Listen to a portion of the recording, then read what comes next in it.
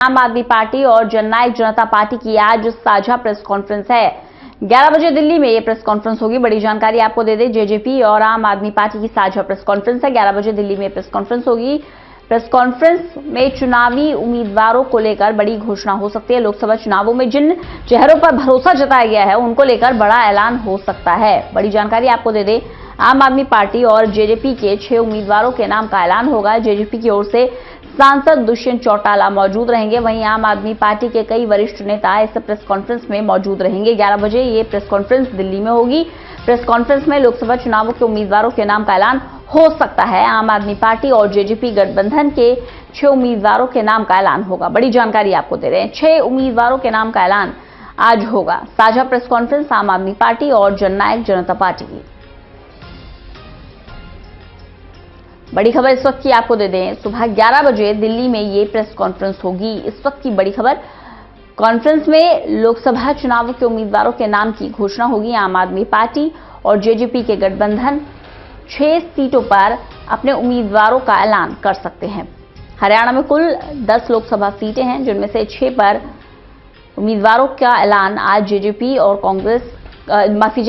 और आम आदमी पार्टी कर सकते हैं। जननायक जनता पार्टी और आम आदमी पार्टी गठबंधन कर चुकी है।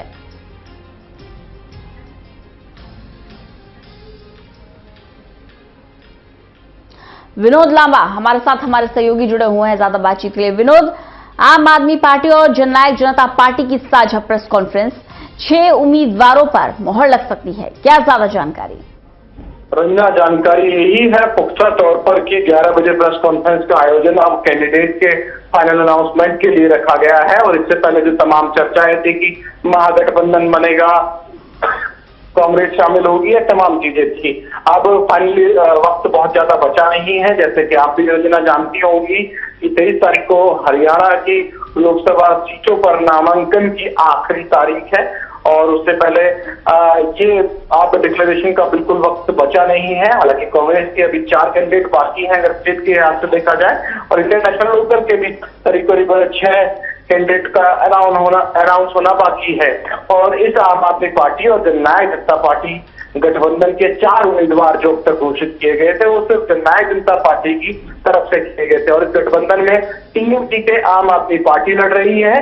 ताजा प्रेस कॉन्फ्रेंस के साथ जो हमें जानकारी दी गई है मीडिया में, और ये पहली बार कहा गया है कि कैंडिडेट की डिक्लेरेशन को लेकर लोकसभा के लिए इस ताजा प्रेस कॉन्फ्रेंस के माध्यम से बाकी बचे इस गठबंधन के 6 उम्मीदवारों के नाम का आज ऐलान किया जाएगा।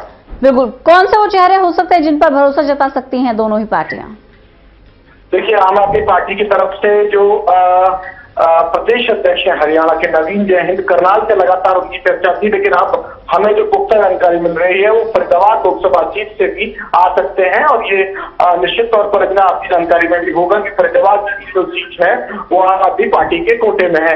इसके अलावा दिग्विजय सिंह चौटाला क्या कुरुक्षेत्र से उतर सकते हैं इस पूरी लिस्ट में, जो सबसे बड़ा इंतजार रहेगा। और वहां वजह ये है कि धर्मयुद्ध की तरह, महाभारत के युद्ध की तरह बन सकता है चौटाला परिवार का, क्योंकि इंडियन नेशनल लोकदल ने कुरुक्षेत्र से अर्जुन चौटाला को टिकट दिया है।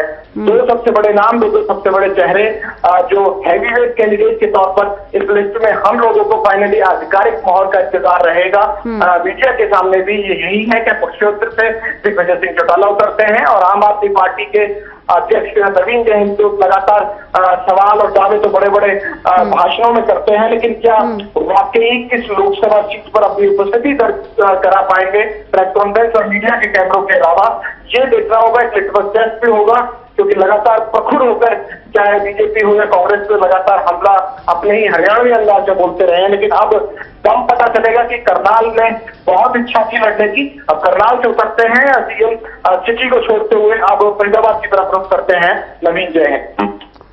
विनोद, जो 4 सीटें हैं जिन पर अभी कुछ साफ नहीं हो पाया है कि कौन से कैंडिडेट दोनों ही पार्टियां उतारेंगी, ये मान के चला जाए कि अभी भी आस में बैठी हैं कहीं कांग्रेस आ जाए गठबंधन के लिए? देखिए, प्रयास लगातार जारी थे, लेकिन उस गठबंधन का हिस्सा आम आदमी पार्टी चाहती थी कि जेजेपी भी बने, लेकिन जेजेपी काफी हद तक तैयार नहीं थी और कांग्रेस भी कहीं ना कहीं इस तमाम जो राजनीति करी थी, रणनीति बनाई थी आम आदमी पार्टी ने कि दिल्ली का सहारा लेकर पंजाब, हरियाणा, गोवा में तो हालांकि हो चुका है, वक्त निकल चुका है। उस रणनीति के तहत ये महागठबंधन कम से कम हरियाणा के लिहाज से हो नहीं पाया, क्योंकि हरियाणा में परिस्थितियां और थी। और ये अब कांग्रेस का मुझे कोई लगता नहीं संशय कोई बचा होगा, क्योंकि अगर ताजा प्रेस कॉन्फ्रेंस होनी है तो उसमें उस मंच पे, उस डायट पे कांग्रेस की तरफ से भी कुछ होना चाहिए था, लेकिन अभी तक तो जानकारी यही है। और जो सारी टॉक्स थी, जो बताया गया, अब तक बंद हो चुकी है। और आम आदमी पार्टी शुरू से कह रही थी कि जब से देवीलाल ने 70s में कांग्रेस छोड़ी है, उसके बाद कांग्रेस की तरफ या कांग्रेस से हाथ मिलाने का हमारा कोई औचित्य नहीं, हमारी नीतियां मैच नहीं करती हैं। चलिए, बहुत बहुत शुक्रिया विनोद, हमारे साथ जुड़ने के लिए, इस तमाम जानकारी के लिए।